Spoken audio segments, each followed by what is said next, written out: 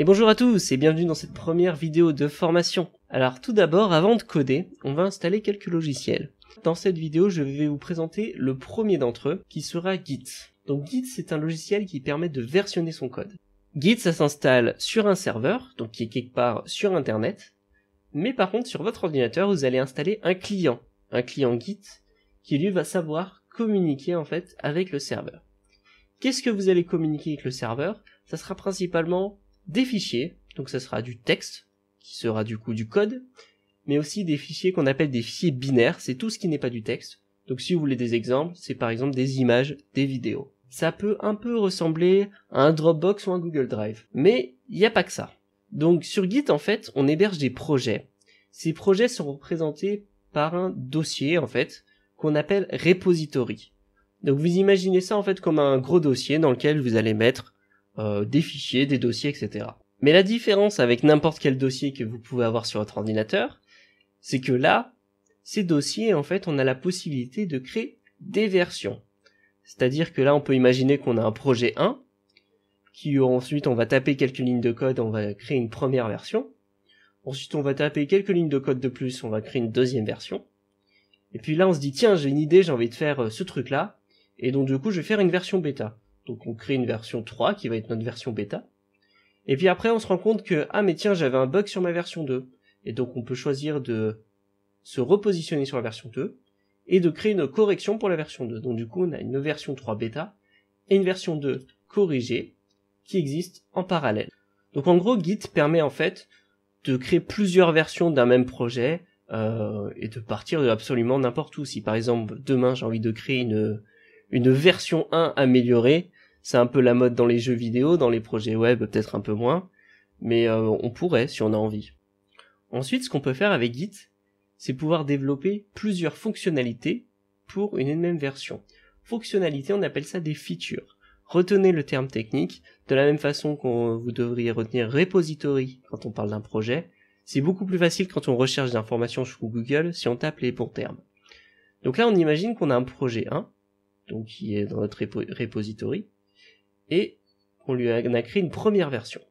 Cette version, on a ensuite choisi qu'on va développer une première feature, et que cette première feature sera envoyée dans la deuxième version. Donc là, jusque là, c'est pas très compliqué, on a une version 1, donc on va créer une branche pour développer notre feature, on va créer une branche pour notre version 2, et ensuite on va dire notre version 2 a besoin de la feature 1, donc on va envoyer notre branche de la version 1, enfin de la feature 1, excusez-moi, sur la version 2. Par exemple, dans une version, on va avoir plusieurs fonctionnalités, donc plusieurs features, et un autre développeur va commencer à développer une autre feature en même temps. Donc il va partir du code de la version 1, créer sa feature numéro 2, et ensuite il va l'envoyer dans la version 2. Donc du coup à ce stade-là, on a version 2 avec la feature 1, et à ce stade-là, on a version 2 avec la feature 1 et la feature 2. Et à ce moment-là, notre version 2 est complétée, donc on choisit de mettre le projet en ligne pour que les utilisateurs puissent l'utiliser. Maintenant, imaginons que dans la feature 1, on a modifié deux fichiers, qui sont le fichier 2 et le fichier 3. Donc jusque-là, pas de souci, hop, dans la version 2, avec la feature 1, on aura le fichier 2 et le fichier 3 modifiés.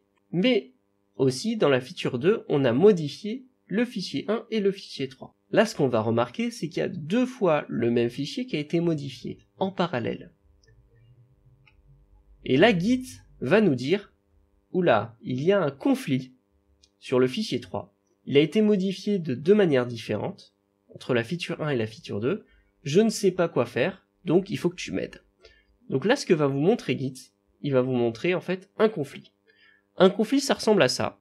Donc il y a des séparateurs qui sont des V d'un côté, des égales au milieu et des V dans l'autre sens. Donc on voit qu'entre les V en haut et les égales au milieu, on a le code de la feature 1, et entre les égales et les V en dessous, on a le code de la feature 2. Et donc là, Git nous dit, regarde, ça c'est les deux codes qui ont été développés, dis-moi ce que je dois en faire. Et donc là, on a plusieurs possibilités pour résoudre ce conflit. Soit on en déduit que le code de la feature 2 ne sert à rien, et on garde le code de la feature 1, soit on en déduit que le code de la feature 1 ne sert à rien, on garde le code de la feature 2, soit on se dit, ah les deux codes sont utiles, donc on va garder le premier code et le deuxième code, l'un à côté de l'autre. Ou encore la dernière solution, on se dit ah tiens, le code de la feature 1 et le code de la feature 2, ils font la même chose, et ben on peut peut-être les fusionner. Et donc après, ça prend un petit peu de temps, on fusionne les deux codes, et ça résout un conflit. Et après, une fois qu'on a choisi une des solutions, et ben on aura résolu le conflit. Donc Git va nous autoriser à balancer le code de la feature 2 dans la version 2.